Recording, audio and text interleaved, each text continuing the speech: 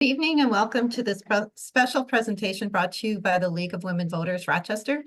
Nitrates have been in the news a lot lately. How did they get into our drinking water? Why is that bad? And what's being done about it?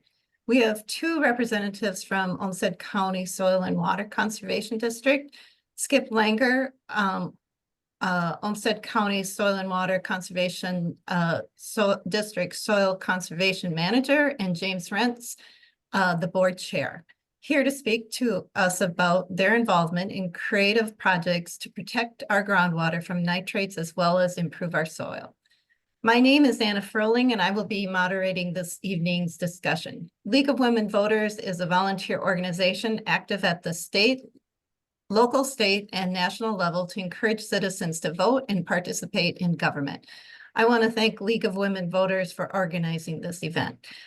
League of Women Voters Minnesota has many positions that are adopted only after careful study and vote by members. And because League of Women Voters Rochester is part of League of Women Voters Minnesota, we automatically adopt these positions. And League of Women Voters Minnesota position on water resources was adopted in 1985, and it reads in part as the League supports a state role in the preservation and management of Minnesota's water resources through protection, allocation, and conservation. I want to go ahead and let you know that you can ask questions tonight after the presentation. Please enter your questions through the Zoom chat. There's I think a little green icon at the bottom of your screen that you click on that and it'll open up the chat. And we'll also put in information about league information and also about the soil and water conservation districts. And we'll have league members monitoring the questions and passing them on to me to ask during the last part of the program. And we'll try to get to as many questions as we can. So we're doing this on Zoom. This program is being recorded and will be made available via Zoom link on our website and Facebook page. You are welcome and encouraged to turn on your cameras to avoid distractions. Attendees' microphones will remain muted during the presentation, but later we may open up the microphones for people to ask questions.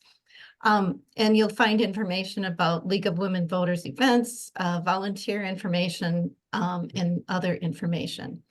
Now, I want to introduce, before I get to the speakers, I want to introduce a longtime member of League of Women Voters, Ed Cohen.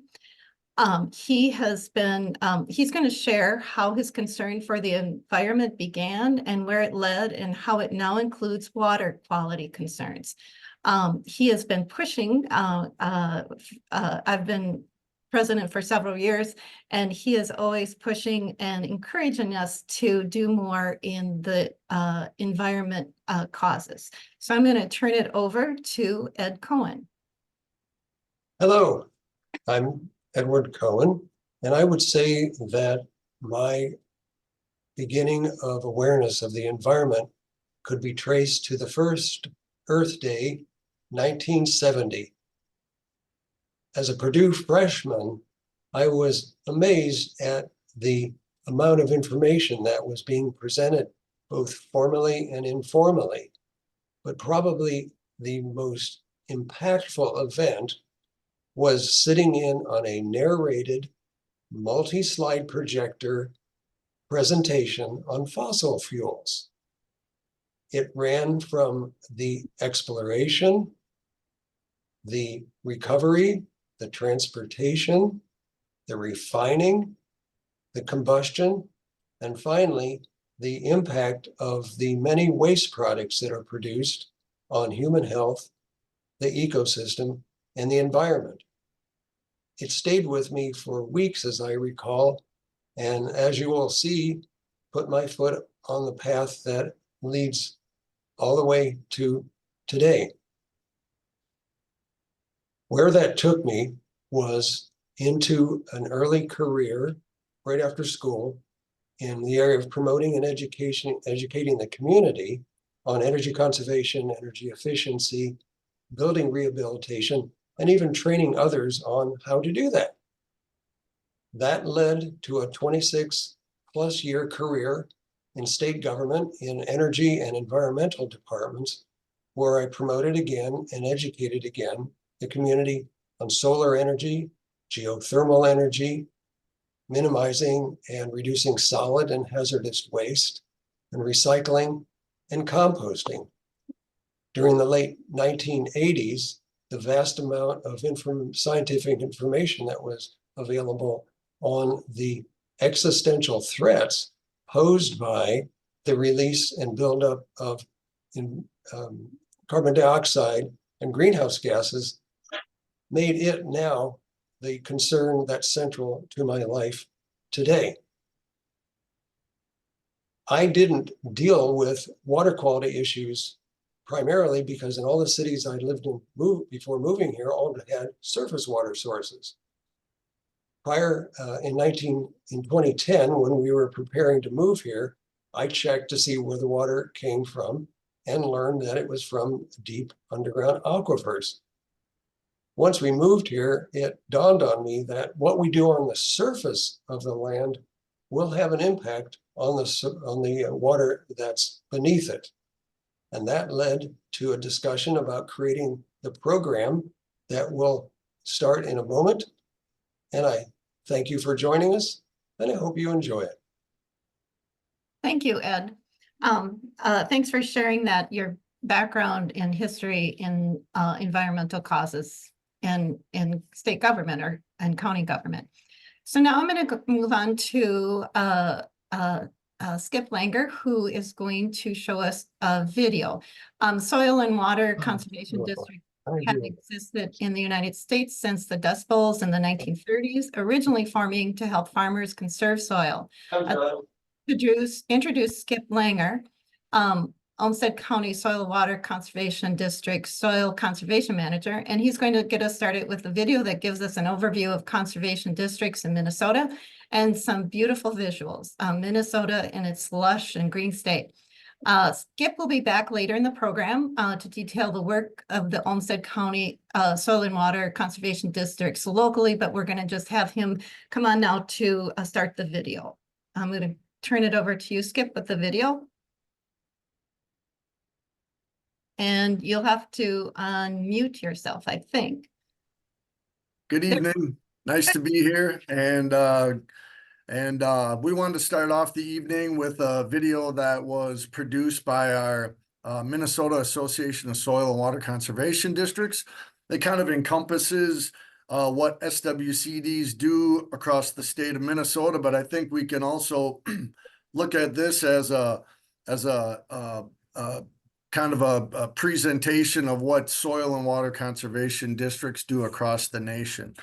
So I will share my screen here and we'll get that going. Thank you.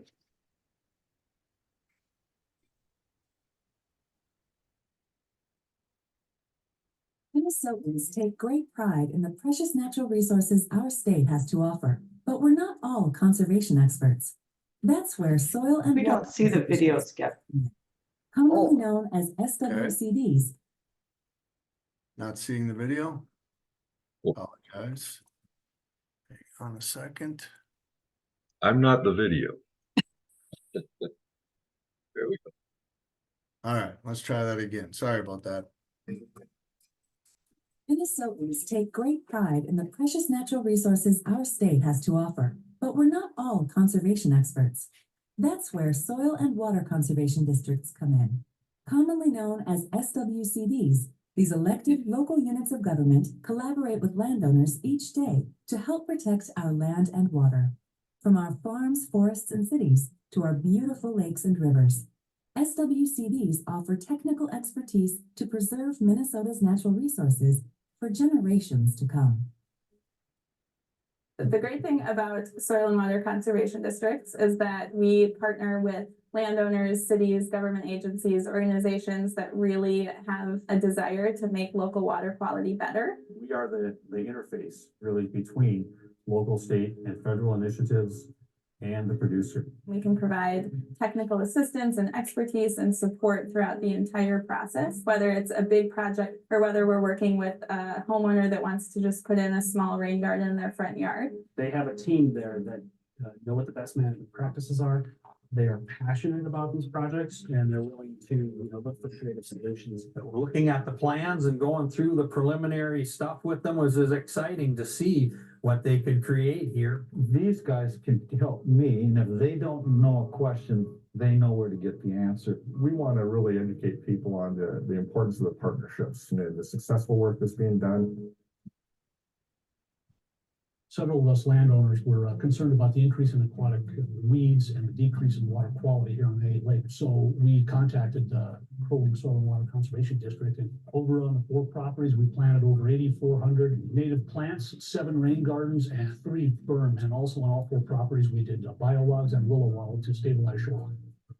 These projects collectively reduce the sediment and the phosphorus attached to that sediment enough to reduce algae production by 2,000 pounds a year. I think that's the best thing, is for people to have testimonies and a physical thing they can see before and after, and this is what it looks like. The zoo has a lot of impervious surfaces or areas of pavement where water is just running off.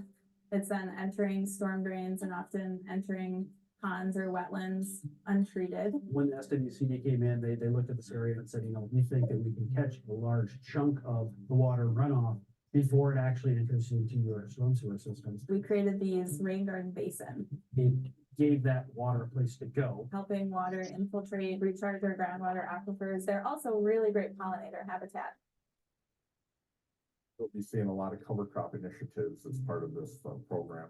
And that cover crop initiative protects the soil, improves water quality, and also going to be a real benefit to the farmer economically. All these cover crops have given me an opportunity to really suppress weeds and increase my water infiltration. And I can really see like the regenerative side of what I'm doing.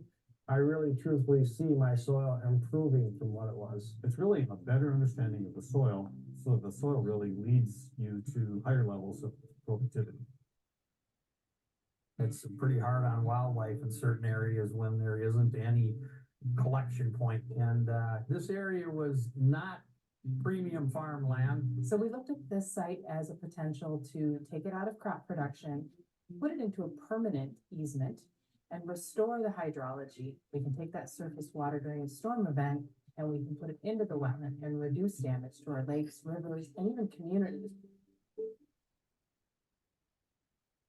This gave us an opportunity to remove all the dead balsams, to help eliminate the fire problem that creates. At the same time, reintroduce other species of trees and protecting the rivers. Because we are using public funds for these projects, we have implemented monitoring sites pre and post treatment so that we can compare the two and change our methods to provide the most benefit to the ecosystem and to the landscape that we can. Their job is to conserve water and natural resources. So they're looking for the best solution because what's good for you as the homeowner also is good for the district as well as the county down the road. Everything does exist in a community that is layered and reliant on the constituents and what we can do to make that better and preserve these resources for generations to come. We never say no. We always want to figure out what we can do. It impacts all of us. That's why it's important. You might not be the farmer farming that land. You might not be the taxpayer in that county, but we're all upstream of somebody. And so it matters. What you hand down to the next generation. Everything I do is for our kids. And if I want to pass farm on, you better take care of it. We can achieve a better goal together than we can apart. Open your eyes and take a look. You can make it work on your farm. If everyone does a little bit, start in your own backyard, 100 years from now, it'd be pretty cool.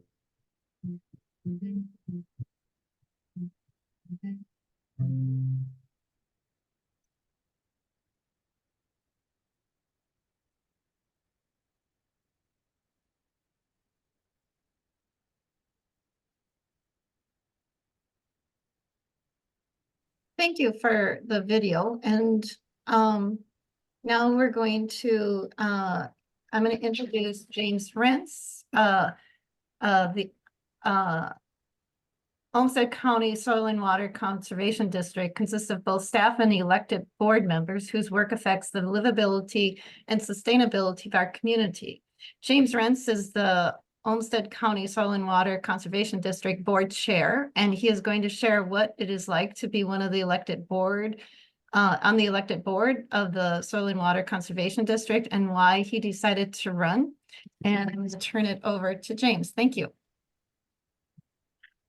Okay, and I think there's a PowerPoint that sort of goes along with what I'd be covering it. So I don't know if you want to watch that or prefer to watch me. I don't know. Yeah, so I think Skip's controlling the PowerPoint. So if we can scoot down to well, the third screen. Yeah, basically, well, like it says, it's a statewide, county-based organization or district, and well, as the name sort of implies, it's dealing with soil and water and conservation as well. We've got the 5 districts here, and I think that's pretty common throughout the state. I don't think there's very many, if any, that are more than 5. And basically, well, like it says on the screen, provides various. Well, this is for the district as a whole, and we do a lot of work with the federal agencies such as Department of Agriculture,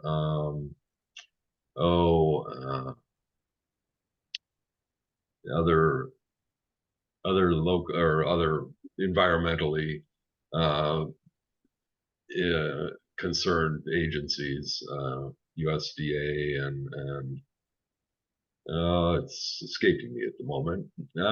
And the main purpose, I guess, would be to just develop various plans. They take a number of different things, but some very typical ones are to encourage cover crops and also to make up projects that will reduce or hopefully even eliminate erosion. And which is what the best management practices. And in the next screen, it shows a map of the county and shows you the division of the 5 different districts. It's based on townships, and so my district is Cascade and Rochester Township, which well, it can be if you're planning to run and you're from one of those 2 townships, you need to sometimes persevere, because I did have an interesting little problem when I tried to do my filing fee for the last election, and it was a fairly new clerk, and evidently if you actually live in the city of Rochester, you're not officially part of Cascade Township or Rochester Township. And so I had to get some clarification on that, and eventually I did became a viable candidate again. And it's just the way the system is set up does create a little bit of an issue as far as I'm concerned, and that's simply that population wise, my district is significantly larger than, well, actually all of the other districts combined. But in investigating that a little bit, this is a pretty regular sort of organization throughout the state. I think about I understand the only place where it's different and done by population is up in the metro area.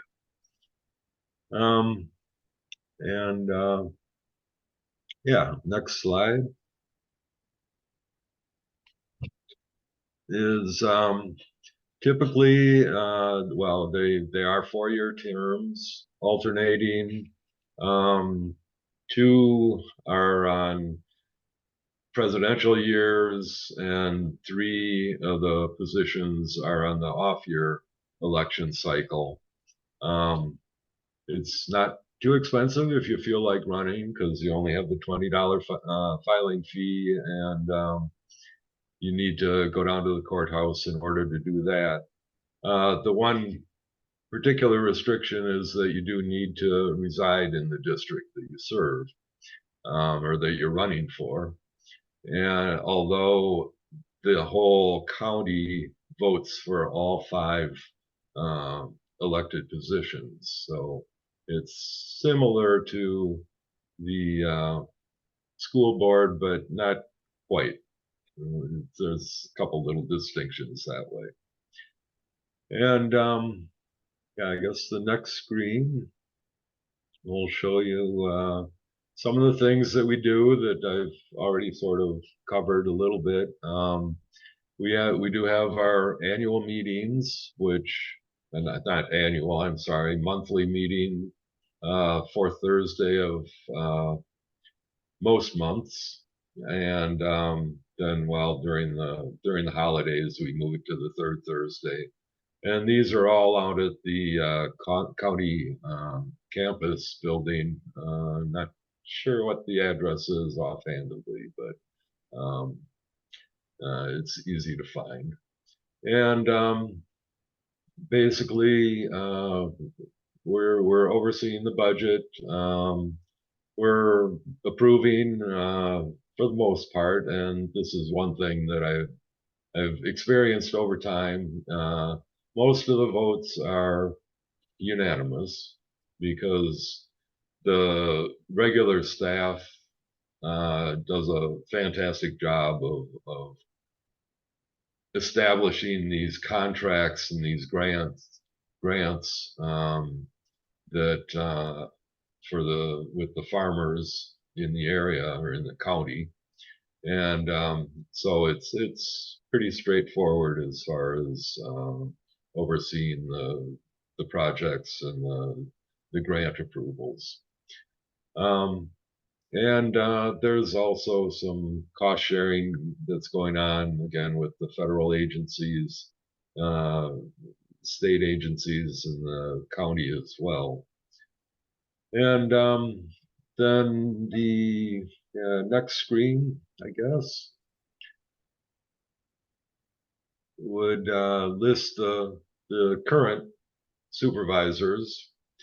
And you got me as the chair this year, although that's actually a rotating thing that typically one district will be the chair for 1 year, and then it goes to the 2nd district, 3rd district, etc. And then a couple other officers are involved as well. And one other thing, in addition to the monthly soil and water district meetings, everyone on the board is, well, currently attending one of the other area sort of joint powers committees or joint power board. And typically, well, for example, I serve on the Whitewater Joint Powers Board, which meets twice or every other month.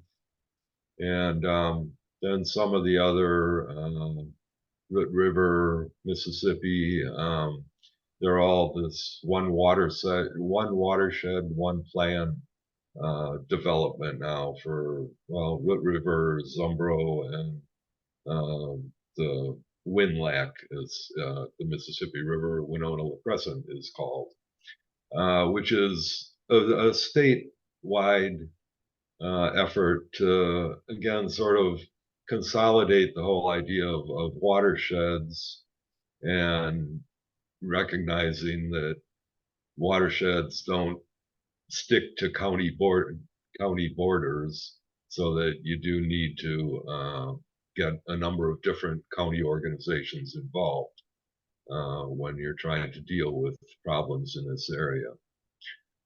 And well, I guess I've been asked to explain why I ran. Um, I think I don't really have specific experience in any of the areas, really. I mean, I'm not. I haven't taken classes. I don't have a degree in conservation or other related areas. Actually, I've never farmed.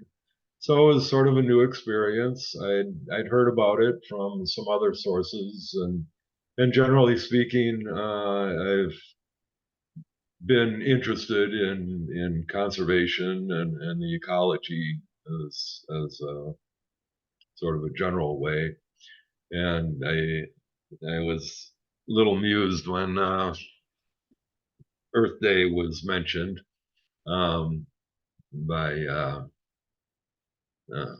oh, I'm sorry, but his name escapes me. But being from Wisconsin, I sort of have a fondness for Earth Day, since it was one of our senators, Gaylord Nelson, that was a prime mover in getting that established.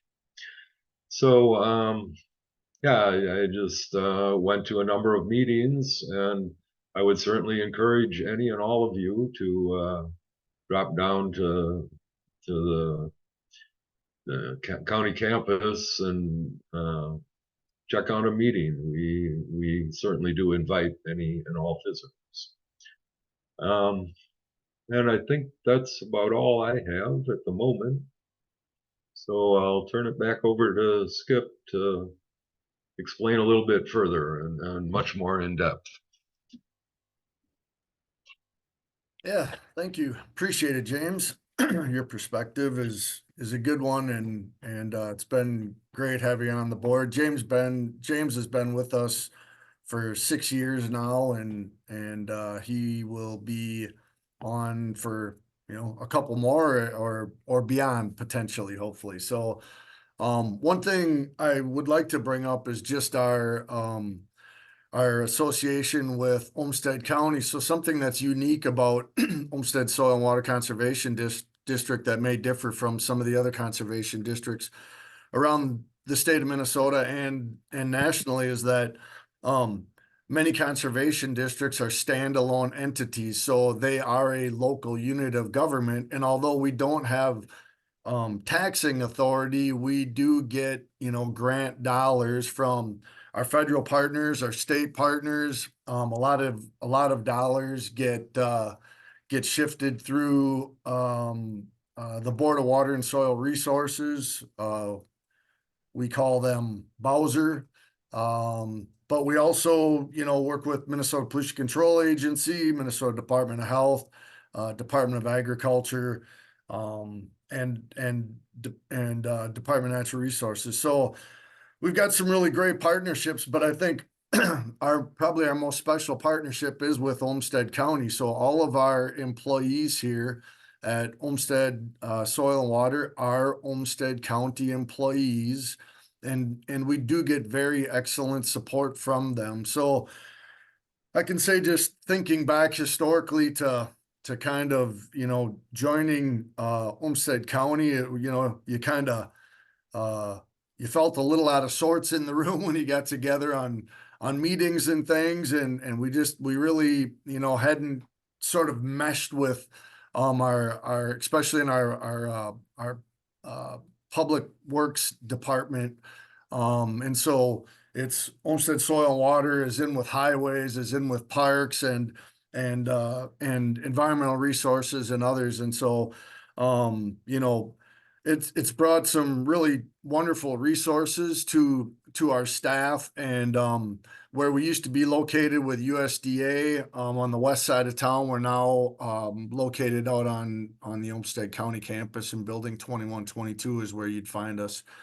And so we get an opportunity to get in front of not only James and his colleagues that are supervisors for the Soil and Water Conservation District, but we also get in front of Commissioner Wright is here on the call, I see, and we get in front of all the commissioners too, to explain and talk about the work that we do at the Soil and Water Conservation District. So I'm very pleased with the support that Olmsted County has given us, and I really think that as a soil and water conservation district, it has given us a leg up to be able to have and hold a staff of very talented employees. And so I think that really is key to the success, is the people, of course, that you work with and for. And so with that, I guess I want to move on here, and are you still seeing the presentation? No. Okay. Let's jump back to that.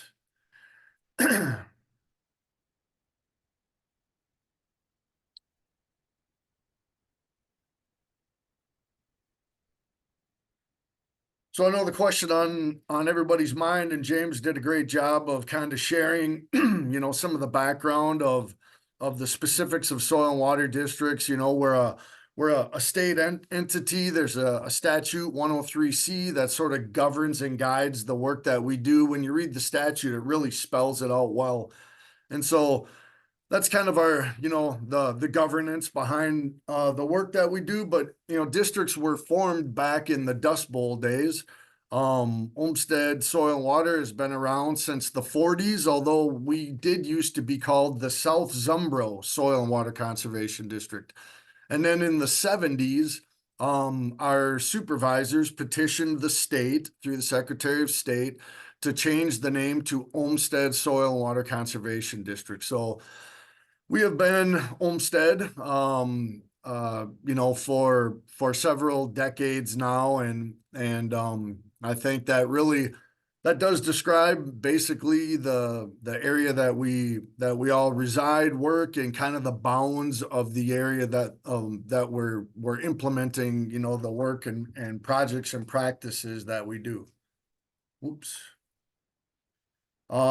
So I just want to touch on some of the kind of the basics of what soil water conservation districts do. And this goes beyond just Olmsted SWCD and probably into a lot of the other districts across the state, but best management practice implementation. You heard James talk about BMPs. This is probably foundationally one of the biggest tasks that we do, working with our agricultural producers and landowners to reduce erosion and improve water quality in the landscape. So as they said in the video, we all live kind of above somebody else. The water that runs downstream affects others. And so the work that we do right here does affect others. And we know, when we think of the big picture, they talk about the hypoxic zone at the Gulf of Mexico. That's a very big picture. But I think locally we think about recreation and the usability of our local water resources. We've heard a lot about groundwater, protection of our drinking water. And so the work that we do really does affect all of these different parameters of water, so to speak. So we're a full service agency. We provide technical and engineering assistance to landowners, and we also offer financial assistance. So we get grants from the state and the feds and dollars from Olmsted County as well to provide cost share funding to put practices on the ground, these projects on the ground. And one of the unique things about SWCDs is the work that we do is private lands work. There's really not a lot of other departments of the county or the state that can say that the work they do is on private lands. Most of those, state parks, county parks, they work on public lands. Those are lands that are owned by the taxpayer and by the governmental entity, whereas the work that we're doing is on private lands. These are just some examples of best management practices. So a grassed waterway. Grassed waterways take concentrated flow of water off the landscape and deliver them safely in a stable manner across the lower areas within the landscape where water collects and and accumulates and moves them in a stable manner downstream. So they're grassed in. You see some of the construction. Can you see do you see my my arrow on the screen? Yeah. Yep. So, you know, these shaped in grass waterways are created, like I say, to convey water in a stable manner downstream, probably beyond this road and through this grass waterway, you know, leads to a local river or stream. So we're reducing sediment delivery and we're reducing erosion in these cropland fields. So those grassed areas are not cropped. Water and sediment control basin. So we call them a WASCOB. And these are, I like to think of them as a speed bump in the landscape. So you have a watershed that delivers, you know, runoff from a drainage area on the landscape. We take that larger drainage area and we break it up into smaller, manageable drainage areas. And behind these earthen structures, that you see the bulldozer here that's riding on that earthen structure. There's an intake here and the water runs downhill, collects behind the structure, and it goes in and is collected into this underground outlet, and it takes it down to a lower stable outlet on the landscape, again, to reduce erosion and sediment delivery to the local water resource. Terraces function the same way. Some of them can be straight, like you see in some of these pictures. You can see the hill here. Here's the intake. The water collects behind that terrace and it meters it out. So it's a slow the flow practice also, which is great because it helps to affect that peak flow to our rivers and streams, which reduces flooding and other adverse effects of flooding. In this case, you can see that the terrace is on the contour. So it pushes the farmer then to farm on the contour, which is another really good practice. And just having that crop planted on the contour creates a roughness that slows the flow of water runoff and helps to infiltrate water within the landscape. Another common practice in southeast Minnesota, grade stabilization structure and some ponds. In this case, you see that the structure is being built, a grade stabe is built on the edge of a woodland agricultural cropland interface. And so a lot of times within the woodland zone, there's a gully, so like a ditch or a gully that's formed when water runs off of the cropland field, and that gully will cut back into the cropland. So what the grade stabilization structure does is it cuts off that erosion. It stores water behind the structure for a planned engineered amount of time. So usually in order to not damage the crop that's planted behind it, it may be 12 hours, 18 hours, 24 hours, something like that. And then it meters it out back into the landscape to slow the flow of water delivery back into our local water resources again. Along with these, if you go out to, so if you see there's a link here to a YouTube page. If you go out to Olmsted SW, if you go to YouTube and go and do a search on Olmsted SWCD, we have several videos that we've created on the construction of these projects and practices. And it's a really wonderful way to see how the practices lie on the landscape and what goes into building them. It's kind of we've collected drone footage and we've put some trail cams out to collect time-lapse video, and then, in about 2.5 minutes, you can learn a great deal about these best management practices and their placement on the landscape.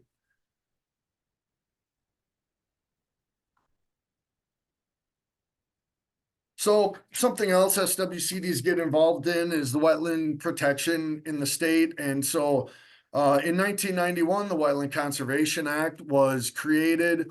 It protects wetlands in the state from drain, dredge, and fill.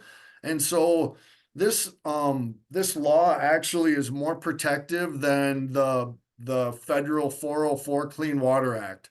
So it shows how important our water and wetland resources are within the state.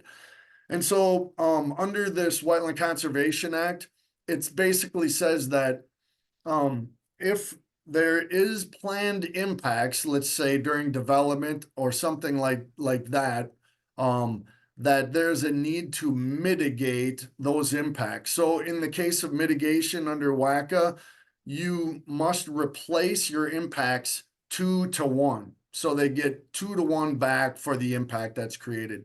And one thing I'll just mention here for the administration of WACA within the county, our Olmsted County Planning Department administers the Wetland Conservation Act within the city, and Olmsted SWCD administers the Wetland Conservation Act within the county.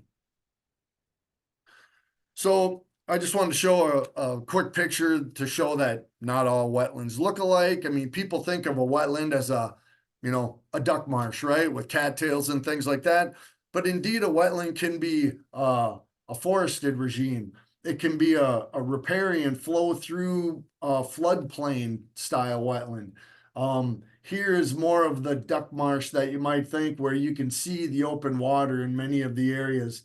These two pictures are saturated soil regimes where the soil stay wet long enough for wetland vegetation and hydric soils to develop. We have wet prairie here, and indeed some wetlands can be farmed. A type 1 wetland, which is only seasonally saturated, can be farmed. It might just be the last area on the farm that gets planted in the spring.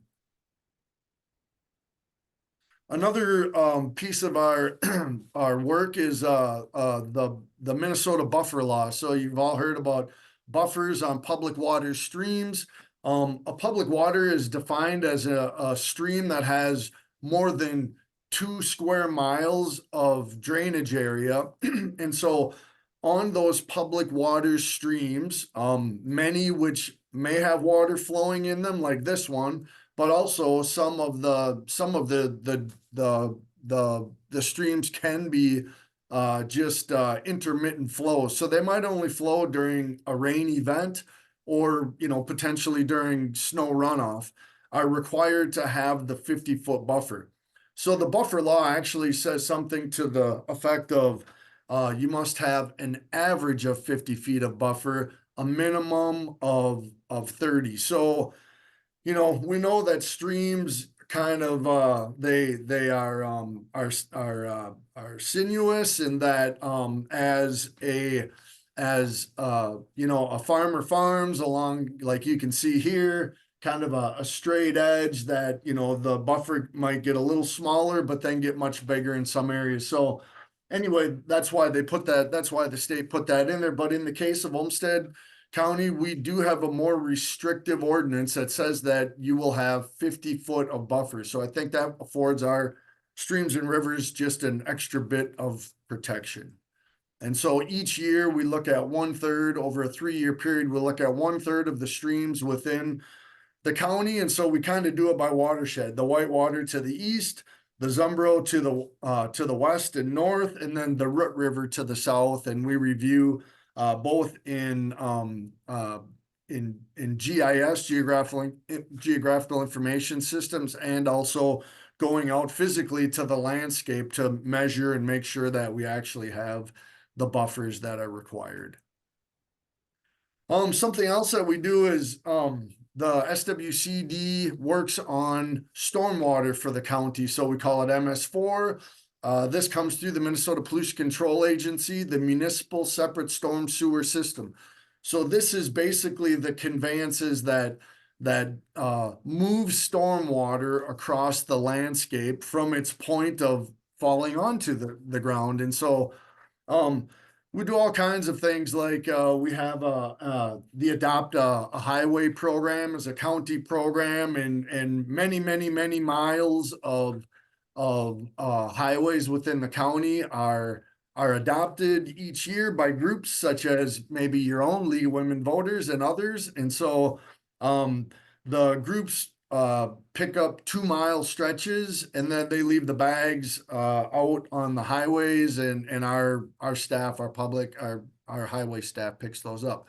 So you see, we encourage folks in urban areas to get rain barrels. You know, that reduces pressure on the natural system. It encourages yard by yard treatment. You can build rain gardens, which beautify the landscape. Rain barrels provide free and natural soft water. The water that comes from our spigots in the urban environment is provided by the city of Rochester and comes from those wells. That's much more expensive water. And then we also take care of the annual reporting for the county. We develop an educational program that we roll out with our county partners, as well as internal staff training. So things like how do we handle our chloride in the winter, calibrating, making sure that all of our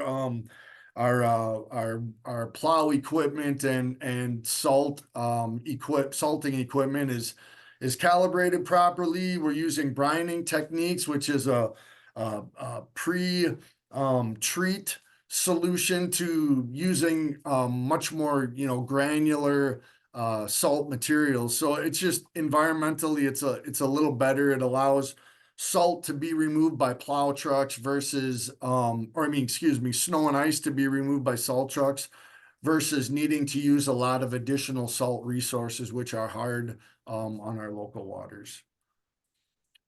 We also do educational programs, and so we have a website, social media. We're working on a brand new newsletter. We used to do one years ago, and that kind of fell by the wayside with our USDA partners. They became a little more protective of their information. So we'll be putting out our own, which you can get through by subscribing to either the county's NeoGov website or through you'll see it on our Facebook page. You can like us there. We develop brochures with the city of Rochester and others on stormwater and things that we hand out. Work on Envirothon, which is a competition for high school kids, environmentally related topics.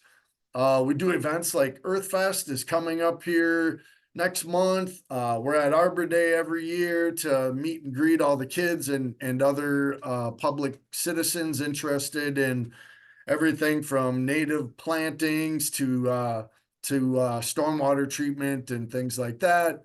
We do group presentations like the one we're doing today.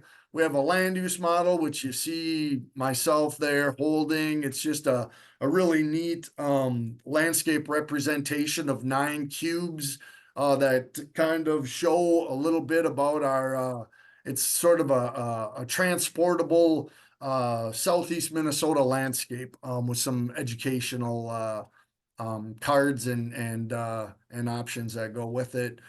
And then, of course, we do private well testing clinics, and you see our gang up here in the corner at the Olmsted County Fair offering free testing to folks that have private wells. And we'll get a little more into that as we go on in the presentation. Another thing that SWCDs do all around the state and the nation is they have an annual tree sale. We've been doing that I've been here 25 years now, or almost, at the end of April. And so we sell trees to the public for their conservation grade trees, for wildlife habitat, for windbreaks, for shelter belts around home sites, for living snow fences, all kinds of tree related practices, including just enhancing the woody species diversity within your natural forested landscape. So we only sell native species that are approved through Department of Natural Resources, and we're pretty proud of that. The other thing that we added just about 3-4 years ago is a native plant and seed sale. And so you see the beautiful plants that we will have here in about 5 weeks. Actually in about 2 months. So it'll be the second week in May will be the distribution, but right now the plant seed sale is open. You can go to our website, olmstedswcd.org, and you can go into the plant seed sale and see the different types of species. You see there's a rain garden mix, a buckthorn replacement for woodlands, more of a shady species mix, and several others for pollinators. We do promote pollinator species and things, like to see as many pollinator types of plants within our urban areas and just our natural environment as we can. We know there's been a dwindling number of pollinators in recent years, and so in our urban areas, we plant for our rusty patched bumblebee, which is our Minnesota state bee. So visit the plant and seed sale if you're looking. We also have the Olmsted County Soil Health Farm. So in our partnership with Olmsted County, one benefit that came out of that was just to the east of our Olmsted County campus is the Energy Park. And of course, the future use of Energy Park will be to deliver electricity and heat in the form of steam from our wonderful Olmsted waste to energy facility. And I think that, there'll be future development out there, but currently it isn't being used. And so what we've been able to do is to implement soil health farming on the soil health farm. And so we put in, you see there's 6 replicated plots where we're using no-till planting methods. We're using cover crops.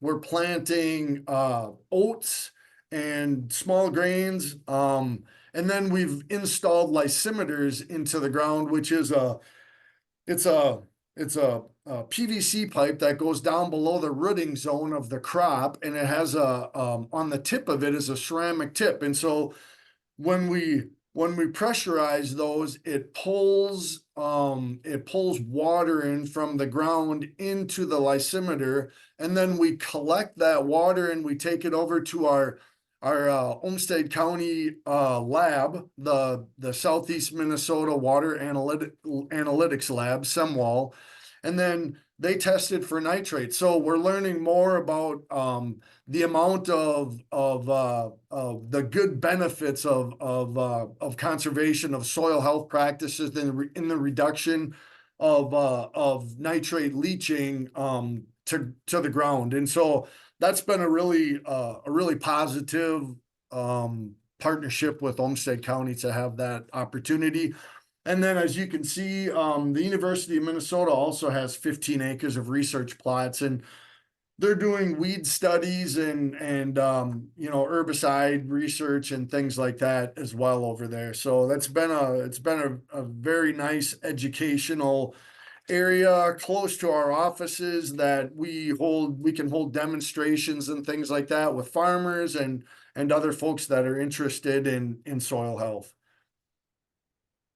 So one of the other things that I had mentioned on briefly was nitrate screening events and testing. And so we've been in partnership with our public health department. A great group of people. They operate SEMWAL, the Olmsted County water testing lab. And so we've held a number of nitrate screening clinics for private well owners. And so, we like to go out to some of these small communities, be within a little closer range of folks that live within the rural areas and have private wells to get to come in and get their water tested. So in this center picture, you see he's dumping in, one of our technicians is adding in water to the sampling unit, and that will that will kick out a number showing the parts per million of nitrate within that, within the supply of water from the private well. So you see Minwoo's on here. We partnered with them, Minnesota Well Owners Organization. Tap in, which I'm gonna throw a link into the chat so that you can go out and check out the tap in video that we developed. But our team, along with the surrounding counties here in southeast Minnesota, developed this tap in initiative, and it really is about educating private well owners about what's in their drinking water. And so the idea is, one, you need to test annually or at least every other year to learn about, you know, where your nitrates set, where if you've got bacteria issues, things like that. And then it also promotes just the maintenance that should be done on a private drinking water well to ensure that you know, you maintain that safe source of drinking water. At one of our screening events that we held at 125 Live here in Rochester, we had, generally we get about 30 to 40 people at our clinics, and we had over 300 come in from not only Olmsted County but the surrounding counties. So it was really a wonderful event that took us by surprise. So one thing I really wanted to focus on in the last set of slides here, let me get a drink. That's what happens when you're the presenter for 30 minutes, you get dry. So one of the big programs that we're really proud of as Olmsted Soil and Water and as Olmsted County is our groundwater protection and soil health initiative. So there's a brand new program, and we've just really we're in our second year now. We've just rolled out the program through support of our commissioners, like Commissioner Wright. He was there from the very first meeting, thinking through, you know, what could we do, knowing that nitrate levels in groundwater are trending higher, to curb that trend and maybe reverse it. And so we came up with, and you see, you know, the use of cover crops, and there's some photos here with cover crops coming up under a senescing, you know, corn crop. And so we put our heads together and really over probably 18 months to 2 years developed what I feel is a really wonderful model program that I hope can be expanded. But let's take a little closer look at it. So when we think about the why, in southeast Minnesota, we live within a karst landscape. It's sensitive geology that's made up of fractured limestone, weathered bedrock, caves, springs, sinkholes. And so when you look at some of these pictures here, one that I think is just fascinating is the one on the left side of the screen. And what you see there is you see all the green stripes in the field, and you can see them even continuing on into a different crop area. All the stripes are actually the fractures showing up within. We have our drone out. This is south of Iota, but you can see where the fractures are showing up, and that's where in the dry year, last year was a drought year, the lighter colors, so the yellows that you see within the field, are dry soils, shallow to bedrock. And then the green are areas where the moisture is kind of settled into those cracks and fissures, and they really show up in this in this drier soil regime. I just think that's fascinating when you look out over the landscape here. But you just see how these fractures run, and this is just about east-west, but very interesting. And then a picture of a spring up in the top right, and of course in the former, 10,000 to millions and even billions of years, when oceans resided over our areas, there were creatures that none of us have ever laid eyes on except as a fossil. And you see them embedded in this sedimentary rock deep into the ground.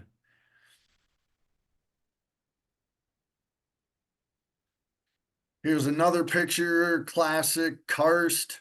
So the top left is a picture from Niagara Cave, and that's looking up into the dome of a cave. So those domes and caves can be tens and tens of feet deep and wide. They can be large and cavernous, or they can be just small cracks and fissures that you can hardly crawl through. And one of our staffers at the SWCD, Martin Larson, is a caver and really a caving expert, and he can give a whole different presentation on caves that's absolutely fascinating. But yeah, they've crawled through pretty much, areas where you have to, the passages are full of water, and you have to crawl on your back for hundreds of feet to get from one larger area into another. It's sounds frightening to me, but they're professionals, and they've seen things that I think none of the rest of us would ever have the opportunity. In the lower left, you see Sinkhole Plain. This is down in Orion Township of Olmsted County. It's one of our furthest southeast townships, and you just see the pockmarked landscape in that area.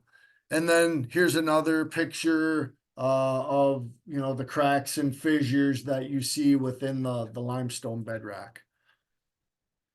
So because the landscape has such cracks and fissures, it means that our surface water and groundwater commingle readily. So it creates this direct conduit, a real pathway for things like contaminants to get into our drinking water. And thus kind of the work that we're doing in Olmsted County to think about how we can curb and slow that contaminant delivery. So in the process of developing the program, we said, what data is available that we can use to lay the foundation of developing a soil health program. And so, we've done spring catchment monitoring in Bear Spring, which is out by Chester Woods, and feeds the spring there. Bear Spring feeds into the actual Chester Lake area. Amundsen Spring is in Salem Township. We have the lysimeters in the soil health farm and in Bear Spring Shed. We've done tile drainage sampling under both conventional farming and soil health farming to see the differences in the nitrate leaching. Martin, in his cave adventures, has actually grabbed cave drips underneath perennial covers like the Conservation Reserve Program, so under prairie cover versus more conventional tillage, to show the differences in the nitrate that's leached through the soil and into the caves. And then, of course, we wanted to create a program that, knowing that not one size fits all farmers and could be tailored to the individual farmer, utilizing cover crops, grazing, other alternative types of crops and small grains. So one thing that we also explored was, how do we enhance existing markets?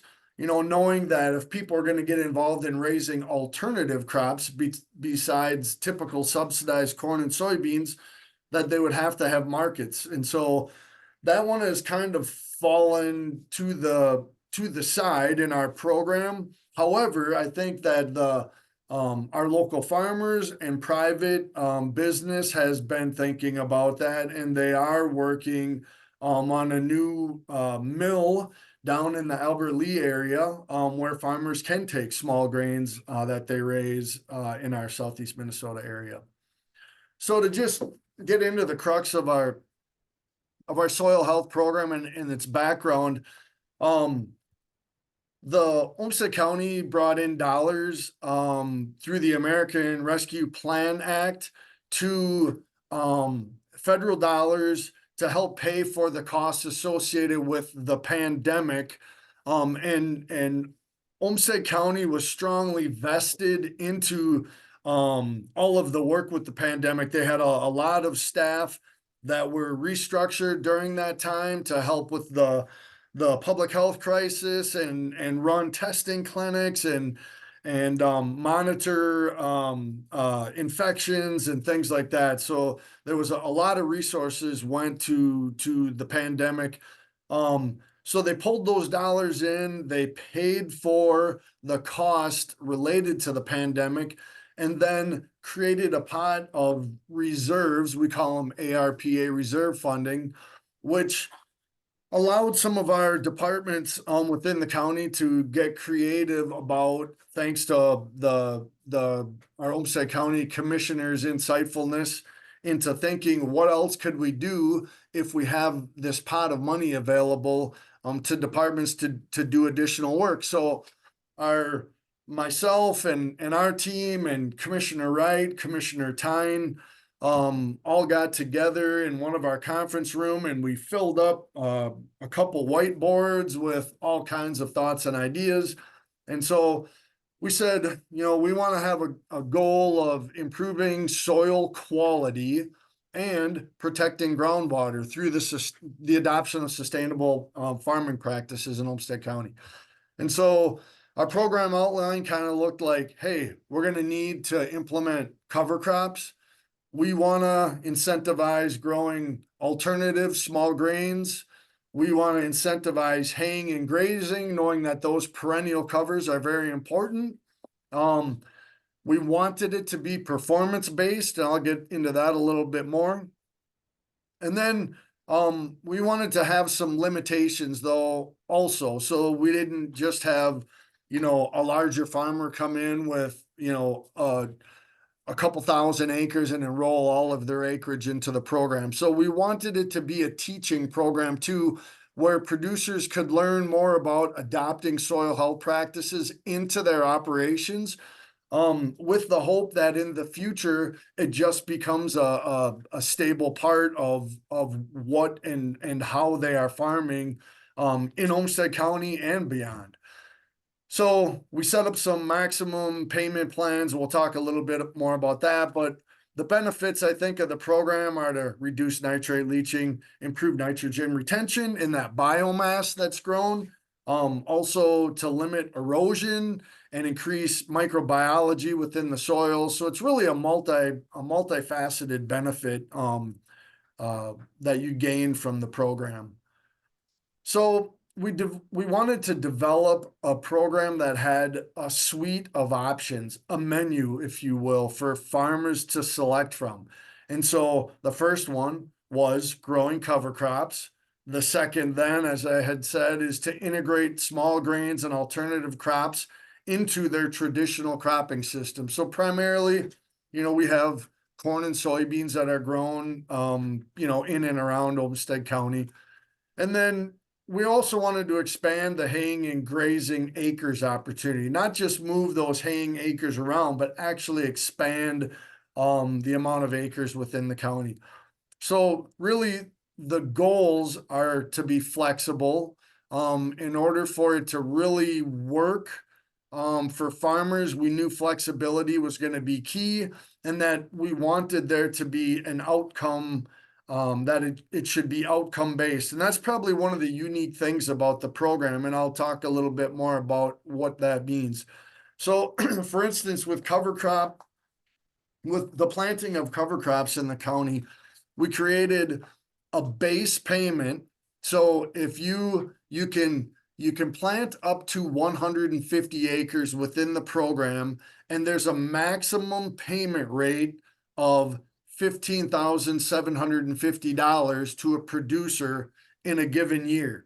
So that would essentially mean that you select this base payment of $55 an acre, but you must grow your cover crop to 12 inches. And that's kind of where that outcome-based requirement comes into play.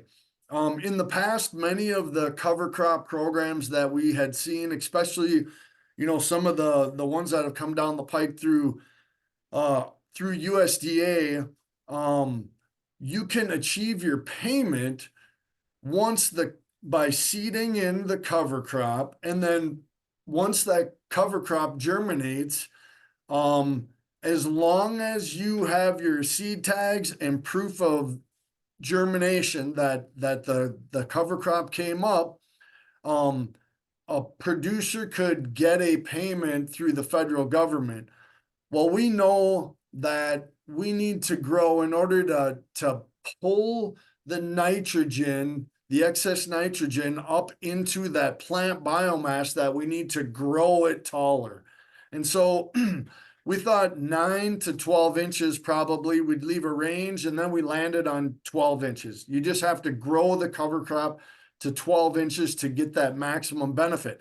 But then we said, hey, there are folks out there that will do other things that are also beneficial. Another one, so we added in some enhancements. So we have enhancements like you can get an extra $20 an acre if you grow that cover crop to 24 inches and greater. If you are planting green, so while that cover crop is still living, you go into it in the spring and you plant your annual crop, your corn or your soybeans primarily. Another enhancement would be to plant more diversity in your cover crop. Not just rye is kind of the popular choice. It's very easy to grow. It's very winter hardy. So a lot of times they're planting it in the fall. It kind of hides out underneath the snow, and then it pops back up and grows like crazy in the spring. So our cereal rye is the easy one that folks do, but there's also opportunities to do diverse mixes. So 5 species cover crop mixes. And then if you want to run your cattle or other livestock out onto the cover crop and graze them, you can get a little extra bonus. So the minimum payment, $55. If you do all the enhancements, you could get up to $105 per acre. And then times that $150 would get you to your maximum payment in a given year. So for the option 2, that would be the alternative crop and small grains option. We know that small grains do a good job of breaking the nitrogen application cycle because they just don't require the nitrogen that something like planting a corn crop would. So the base payment, $75 an acre to do an alternative crop, and there really is a whole slew of those. You could plant oats, barley, triticale is a common forage, wheat or other forage crops. And then there's some new ones that are being introduced, like you might have heard of Kernza. It's an intermediate wheatgrass. It's being used as a new grain that can be used in like cereals, breads. I've seen it in granola bars and other types of things. I've seen it used in brewing of beers as well. So some of the local breweries may be interested in that. Also pennycrest for its oils, winter camelina for its oil, but also berries and hazelnut production and things like that could also be an alternative crop.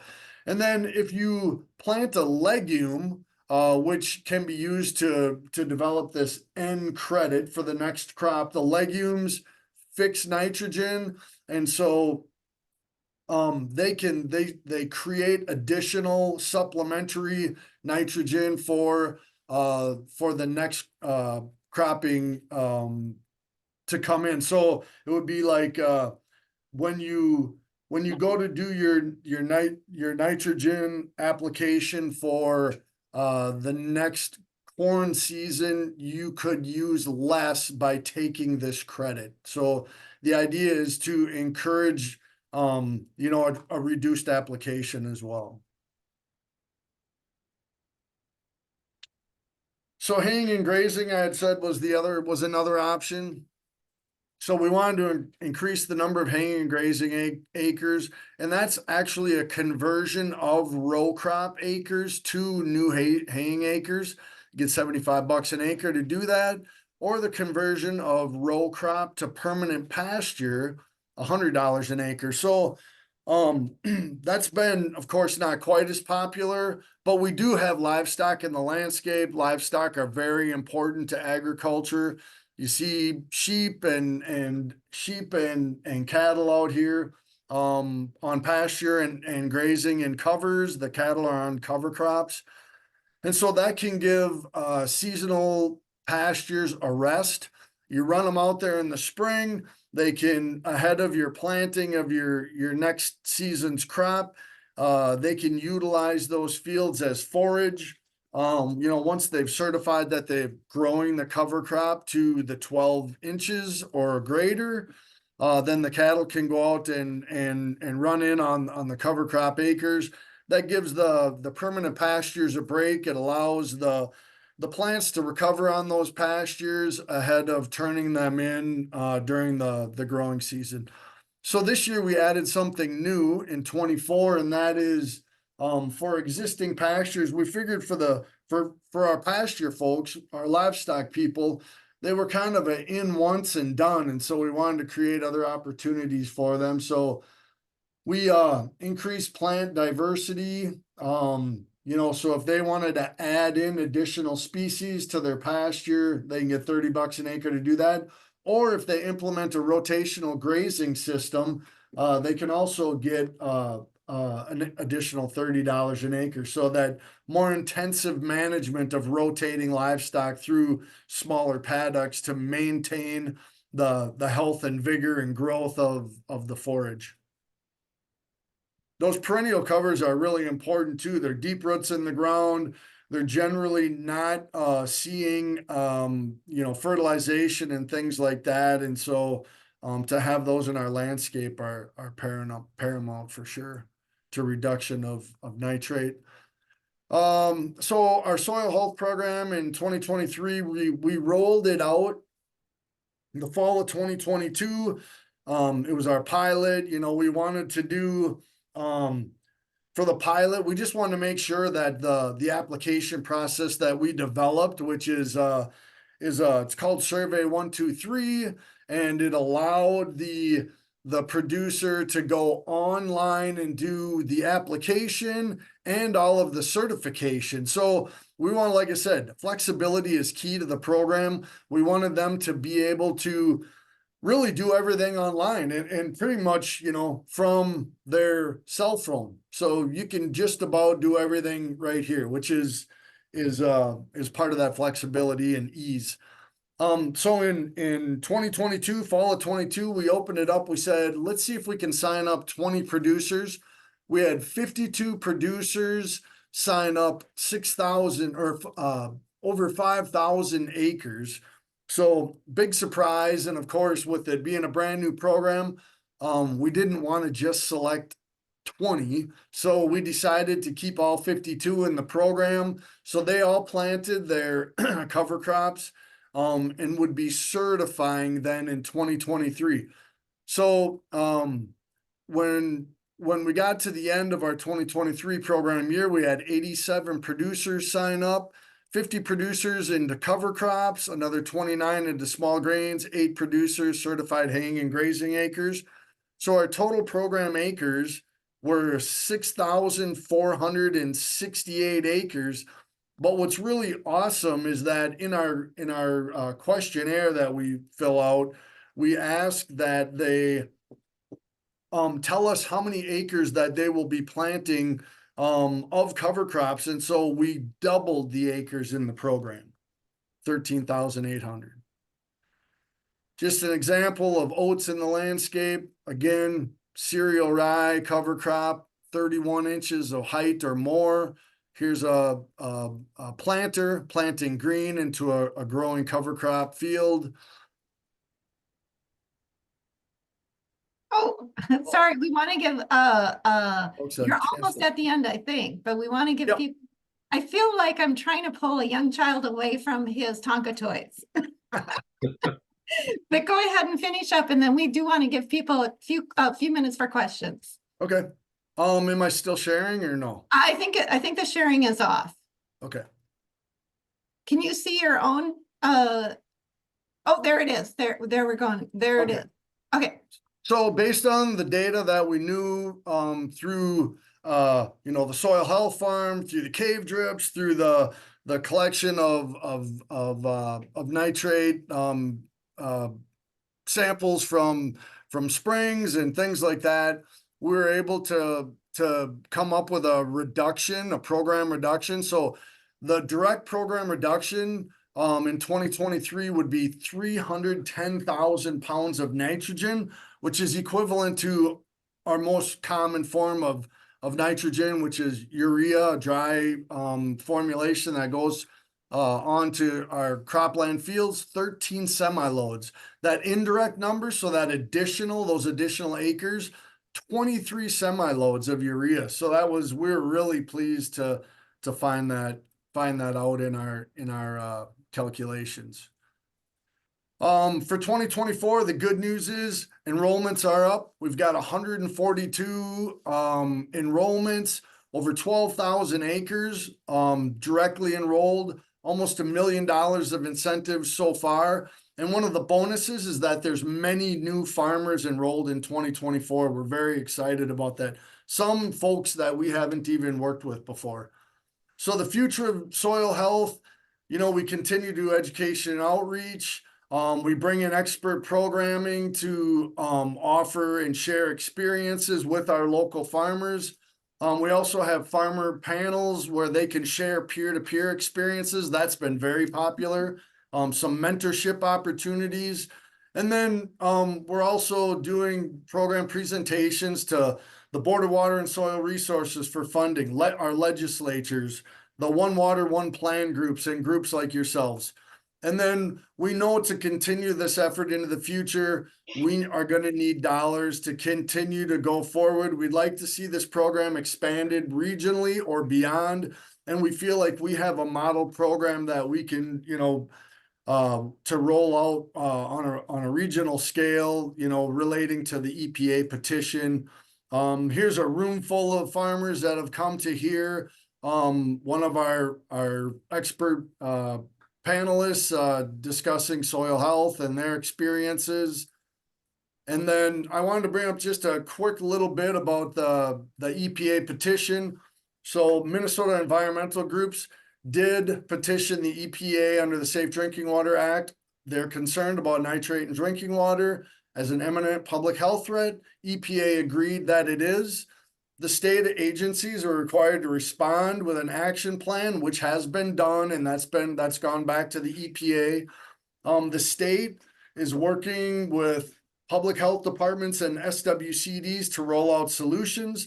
There's both short-term solutions, which are finding safe drinking water sources for folks that have high nitrates, but also to do additional testing and mitigation. And then also the long-term solutions, which are implement more soil health practices and reduce nitrogen inputs and more nutrient management planning with our local farmers. So there'll be much more to come. And I think one of the keys to this nitrate in drinking water is to know that if you live in a municipality, your drinking water is safe. Municipalities are heavily regulated. They do a lot of testing, and those municipalities provide safe drinking water to its citizens. So if you're from the city of Rochester, you drink our RPU water, you have a good source of drinking water. Private well owners, though, however, we want them to understand that testing should be done so that they know what's in their water. And if they have issues with nitrate that exceed the drinking water standard of 10 parts per million, that they should do something to mitigate and provide and find a safe drinking water source for their household. That's it. Thank you. Appreciate it. Some more Thank you. information on our website, location and things like that, so. Sounds good.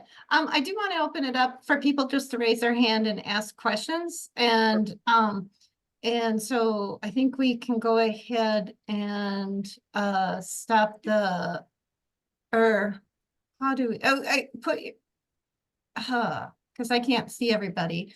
You know what? If anybody has a question, go ahead. I'll kind of scroll back and forth at the top and look for people who have their hands up. Or you can just unmute and ask the question and interrupt me. I'm fine with that. So, I grew up on a farm and usually I struggle with these things to think of questions, and I have just a ton of questions, but I can't ask them all tonight. But how does tiling affect, farmers tiling affect the groundwater and the soil health? Where they tile so that it doesn't get wet and then the crops die. Yeah, so generally tile does go in on wet acres, and they go 4 feet in the ground. Generally speaking, it's to help, drain the soil profile so that it's more farmable.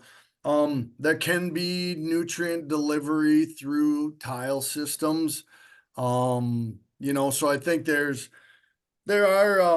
testing that we've done of tile systems. Minnesota Department of Ag started some of that, and we feel like it's important, and we're picking up that work. So we do have some data that does show higher nitrates in tiled areas.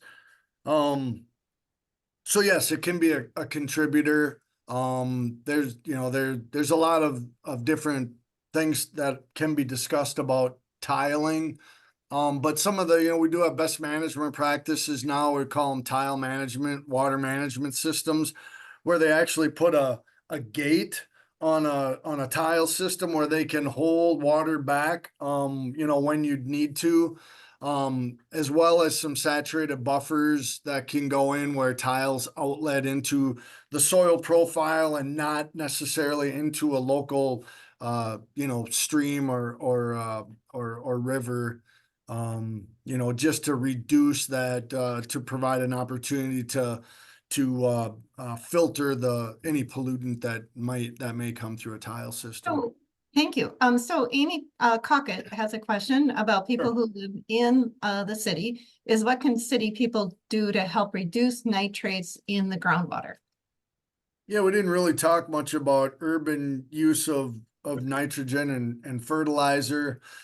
Farmers, I guess, predominantly they run more acres, of course, so they cover more of the landscape with crops and things like that. But urban areas can be contributors, and I think one thing that you can do, people like to have green lawns, and that's fair, but you need to calibrate your fertilization equipment at home, read the label directions of the fertilizers that you're buying from Menards and Home Depot and things like that. We don't have enormous yards, and I think people need to be cognizant of the amount of fertilizer that they need. I think sometimes, you see a bag on the shelf and it's a small bag, and then you see the big bag next to it, and so the big bag gets purchased. It's a better deal. And so I think sometimes more fertilizer, maybe gets spread on our yards than needs to be. So that would be something. There's other things you can do, like we sell a bee lawn mix, good for pollinators and things like that. Keep your yards a little longer. You don't need to mow them down so much, so that the roots, you get below ground root just as much as the biomass that grows above the ground or more. And so to have that good root development in the ground is key, and helps with infiltration and things like that. So that we can keep the water on our landscapes. And you all sell the bee, lawn mix, or is that available in the stores? Yeah, we have through our plant and seed sale, we have many different native plants and seed kits, but the bee lawn is one of them, yes. And then, oh, go ahead, James. Yeah, and I just sort of like to jump in a little bit, being the urban representative. Oh, yes. And that's simply that, well, it'd be really nice to see some of these things incentivized for city dwellers as well. But one thing is, another option is, as Skip mentioned, the bee lawn, or there's a number of other options that you can use that are intended to replace some of your turf lawn and provide more of a natural vegetation and pollinator habitat and whatnot. And that also there's a state program, Lawns to Legumes, that is, I believe it's, well, I know it's still being offered, and I'm not sure exactly about the enrollment process at this point, but it's set up along a fairly similar manner as some of the rural incentives that Soil and Water is doing right now. And that's simply you sort of take a picture of what you're planning to change, and then you put in your new plants, and then once they take root and whatnot, you take another picture of the new lawn and send that in, and the state reimburses up to, I think it's $350 now. For And we've put links in the chat for both the lawns to legumes and the tree plant and seed sale that Soil Water Conservation District offers. Sure, I can try to track that down. Oh, we got the links in our chat. Oh, you do? Okay. So it'll take people right. Yeah. And let's see. Are other counties adopting? This seems like it's unique. With the follow-up and the having to like show that they've actually grown the cover crops and stuff. Is this being done in other counties? Yeah, so soil and water conservation districts, we're not new to cover cropping. That's something that we've all been doing.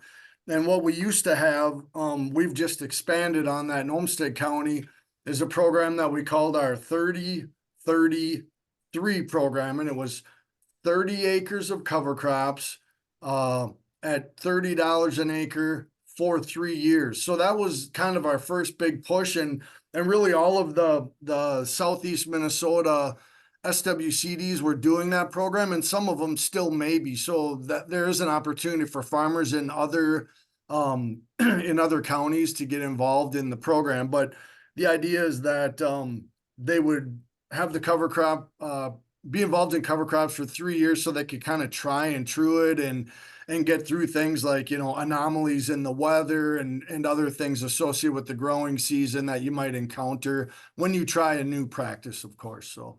Okay. Yeah, and the other board that I serve on, Whitewater Joint Powers Board, we've funded a number of cover crop plans as well. So James, I want to ask you this question because we put on the candidate forums, and there has been requests for us to have candidate forums for Soil Water Conservation District, and you can chip in here too, Skip. But do you think that would be valuable, worthwhile for us to do? What's your thoughts on that? I think I mean, that'd be fine. I know, well, when I first ran, I was unopposed, and I know, well, this latest, well, the last time, actually two of the districts did have 2 candidates running, so there's a possibility there, sure. I'm not really used to public speaking, so it'd be a new thing for me, but yeah. Well, we try to make it so that candidates have their voices heard and not be, kind of gotcha kind of things. So we want to hear from, and also, soil health and water health is so important. And sometimes highlighting or spotlighting that also gets it into people's attention. But we don't want to also have something that's inflammatory or we want it to be a positive experience. We want to actually hear the voices of the candidates. Go ahead. Yeah, no, I think it would. And then last election, I did a little door-to-door canvassing, and a very common comment that I got was, well, what's soil and water? And this is the first time that I've ever seen anyone from soil and water come to the door or anything like that. And so that I'd say any sort of publicity that you could create would be marvelous. Okay. And any questions that I'm missing from the audience? I mean, I have a whole bunch that we could ask, but it is already 8:35, 36. We usually try to end at 8:30 so that people have an expectation that when they come that they're not stuck for a long time. So I think I'm going to call it to a close. There's lots of good information in the chat, a lot of links. There's even a picture of the rusty patch a bumblebee because my friend is tracking them. And I want to thank Skip for you for attending tonight and sharing all that information with us about soil and water health in the area. And James for also for serving on the board and for attending tonight and giving us an idea of what Soil Water Conservation District board responsibilities are and how you affect. And I'm gonna give you each, and since it's a small group, I'm gonna give you each a minute or two just to your final words of what you want to share with us. And we'll start with James and then we'll go to Skip. Well, I don't know that I have any summary remarks other than to, I guess, thank the League of Women Voters for hosting this and organizing it, because I think I've always had the impression that the soil and water is sort of the stealth board that no one's heard, or very few people have heard about, and I think it's great that you're making the effort to expose it a little bit. Thank you. And Skip, thank you, James. And Skip, I'll turn it to you. Yeah, I guess I probably have said enough, but I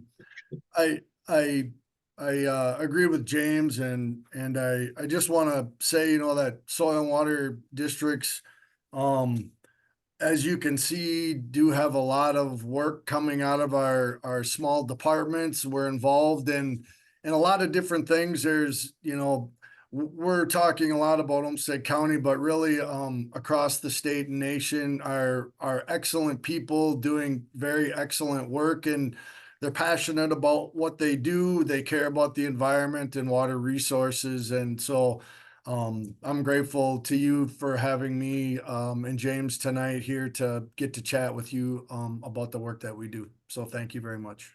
And so thank you. And I want to thank you for the work you do and all the programs you were talking about tonight. They all sound promising and hopeful. So thank you for that, because we need that, some of that message in our world today.